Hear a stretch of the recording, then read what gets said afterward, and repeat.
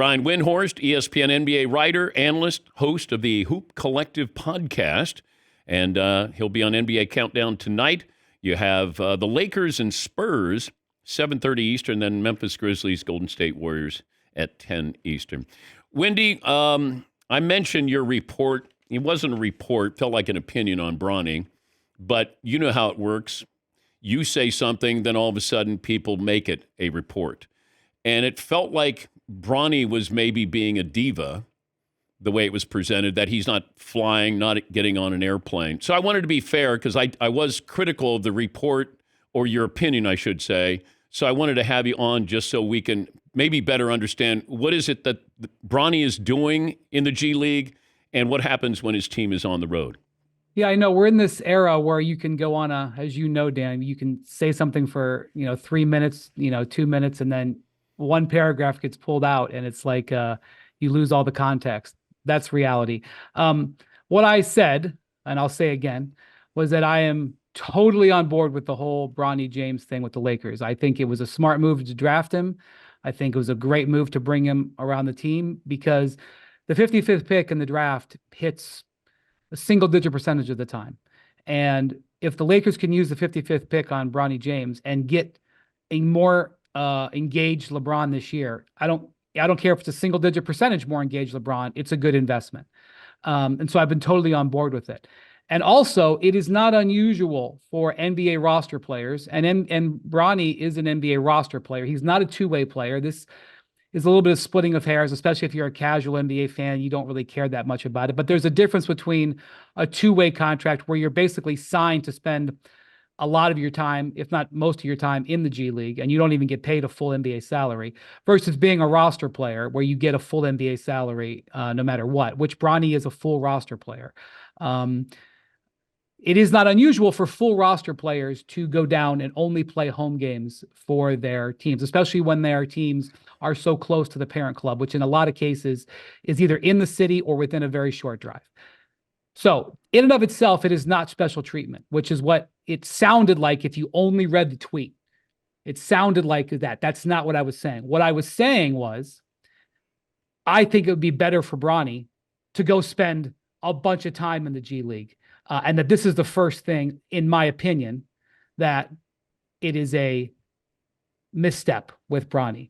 And not only that, the South Bay Lakers, the Lakers G League team, which plays, I'm in Los Angeles right now, they just play, 15 miles from Crypto. They have a great history of producing guys who go play with them. They actually have a great development history. We're talking about like Alex Caruso, Talen Horton-Tucker, Austin Reeves, Scottie Pippen Jr., who's playing huge minutes right now for the Memphis Grizzlies, was a guy who spent a bunch of time with the South Bay Lakers. Jay Huff, also playing with the Grizzlies.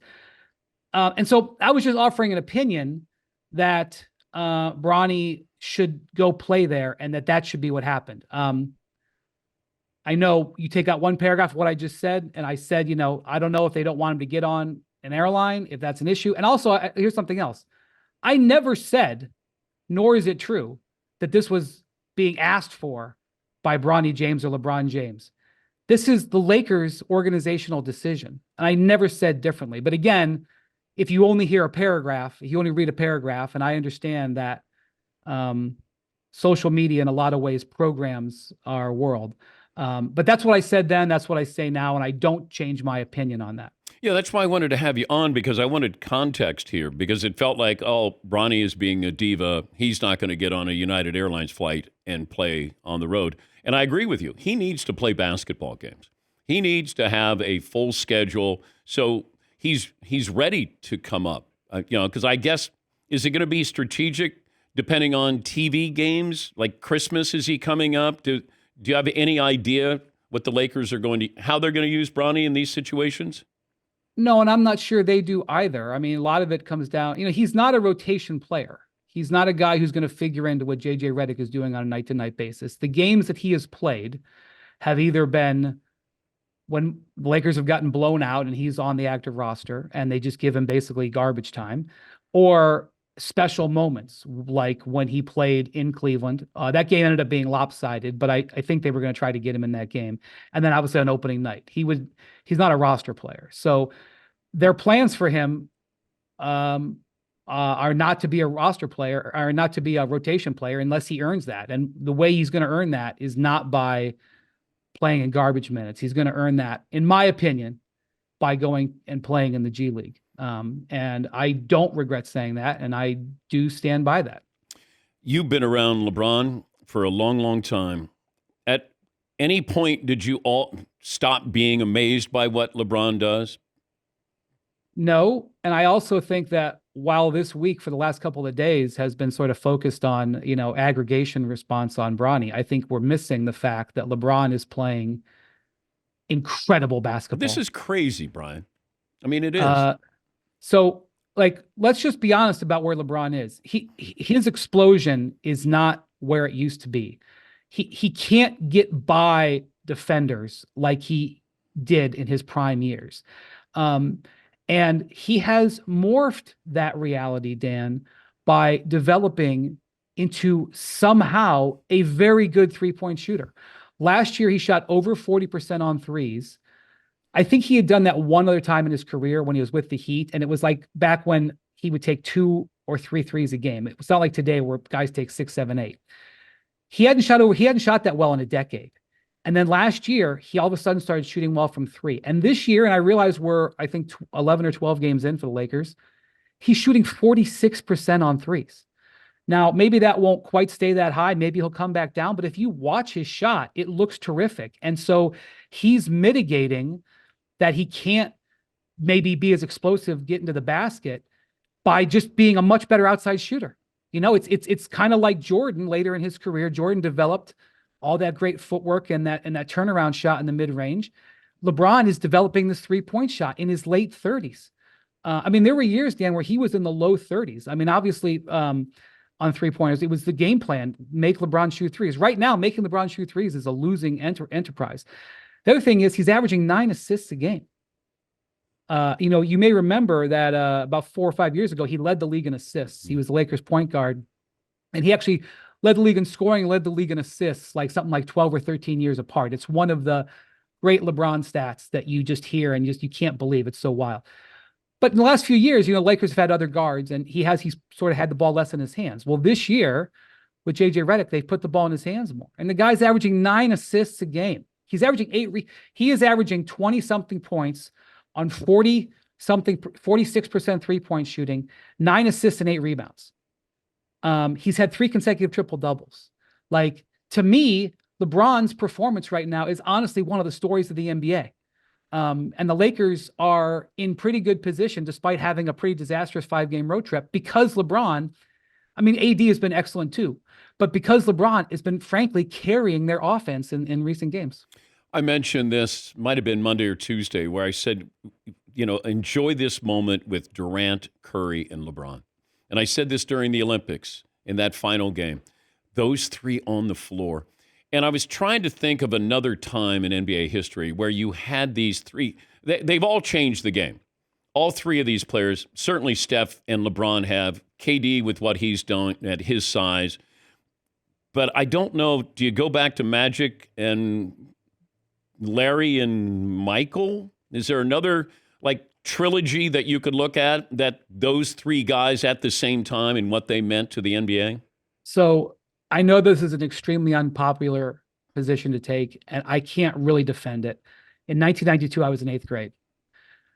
I was with the Olympic team this year. I was with them in Abu Dhabi. I was with them in London. I was with them in Lille. I was with them in Paris.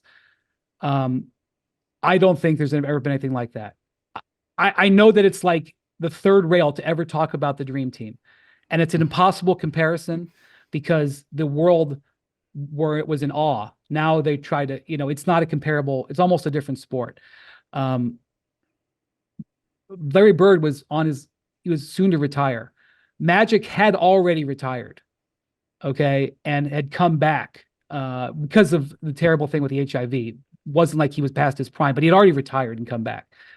Jordan was absolutely, at his peak of his powers. But, and I just will tell you, being in Abu Dhabi seeing the way those fans treated those players. There was this game in London against the South Sudan, Dan. South Sudan exhibition game. Okay, I'm not going to sit here and tell you that this was a huge thing on the calendar. The U.S. was in danger of losing. There was 20,000 fans at O2 Arena in London. There's never been a basketball crowd like that, frankly, in Europe, certainly in London. And LeBron scored the last 10 points of the game, and the entire arena had goosebumps. LeBron was totally into it. There's no way you attended that moment and not have a lifetime memory of watching. I know it was the South Sudan. I understand. I'm not arguing that, it was like going up against the 86 Celtics. But there's no way that moment isn't relevant to all those people who took it in.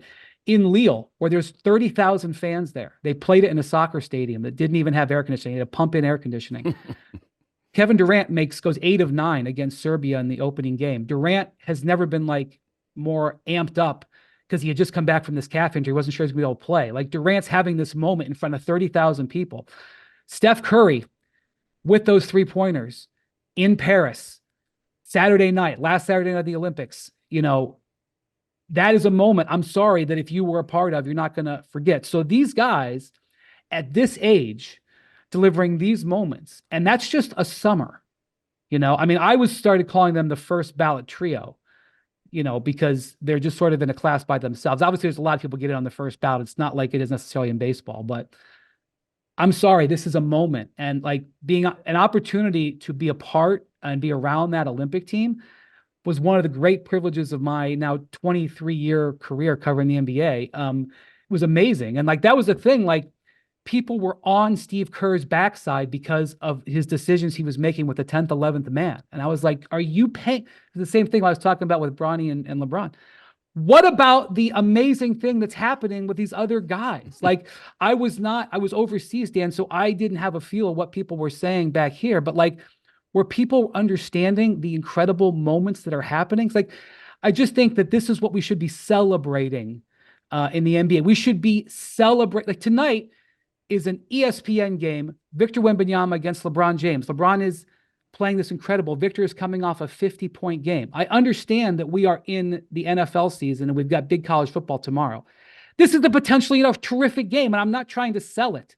And I just think that we don't pay enough attention to that. We pay more attention to stuff that gets tweeted, gets aggregated out of a podcast about whether a guy's going to play in the G League instead of talking about, oh my God, Wembanyama is going up against LeBron tonight. Sorry if that makes me sound like an old man. Yeah, it's load management. It's too many three. I mean, this is what we seem to be focused on, and I just remind the audience that this doesn't happen.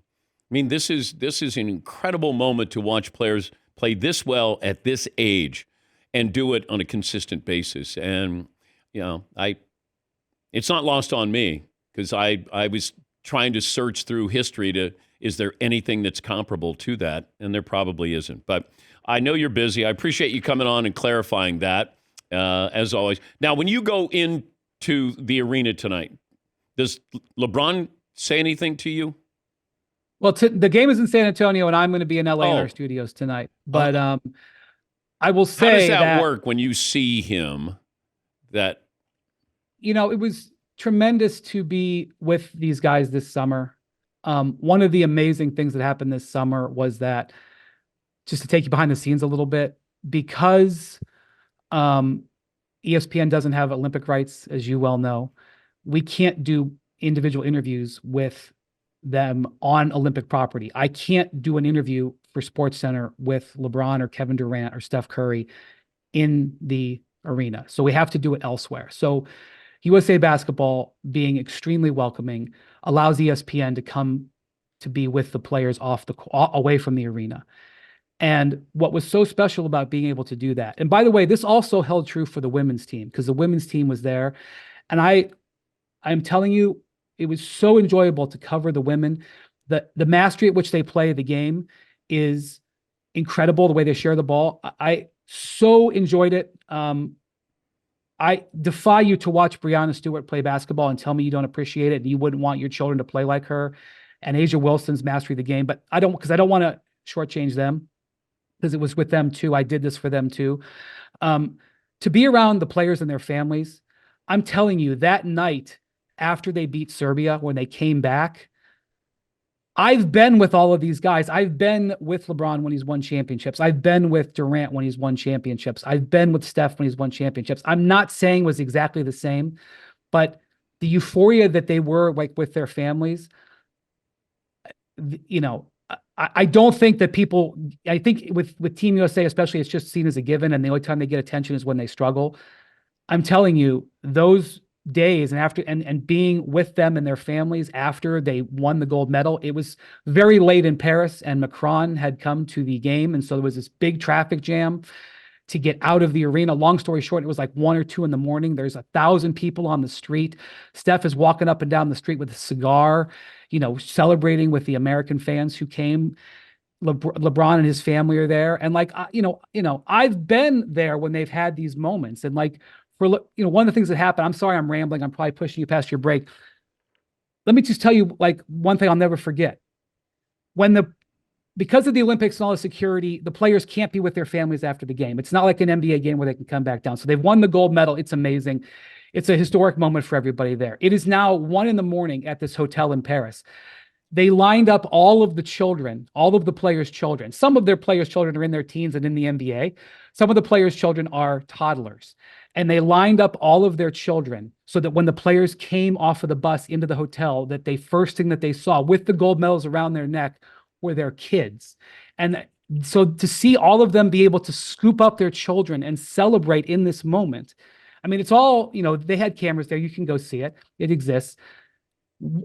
It is one of the most purest, truest moments that I've seen of celebration, despite having been in many championship locker rooms over my career. So I'm sorry I rambled there.